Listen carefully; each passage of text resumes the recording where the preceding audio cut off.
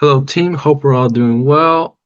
This is an update video or continuation video from week 3, which was last week. So this video we're going to be covering the interactive prototypes for the application of Wide World of Food.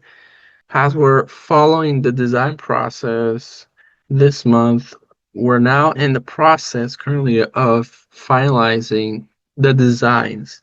And most of the changes I go through at this phase are more prominent. And for this particular case, most of the changes are not as prominent as I thought they would be.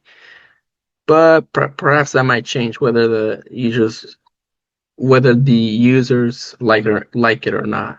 And that's the biggest change has to be in the tutorial section where I actually decided to scrap a whole section where all the videos were going to go. Take a look at that. And so yeah, we decided we don't have a strong purpose for having all those videos in one place in a list format for our users. We'll keep the lessons in module form with videos each.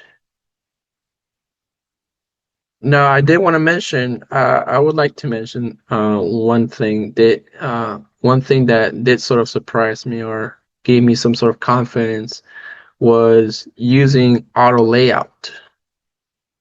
Now, I believe, in fact, I missed using it because it's been a while since I last used it, and I got excited about how much progress I've made in terms of my skills. So this was more of a personal experience of mine. I think this project, the way it's going with the content and layout, will be interesting. And there are many other apps like this on the market, but each has its own purpose behind it and brand also. Now that being said, are there any decisions that are still need to be taken into account, or is there anything else that needs to be changed? Absolutely, there are many decisions that I still need to make in terms of I need to go back and update the business model. Again, we are set on the core features like the marketplace, the community forums. We're also set on things like the accessibility, of course. We're still looking at whether we should incorporate AI as a way to make the app function. I also need to be more aware of the accessibility. Also, with the interview I just did recently, uh, more recently, I was made aware.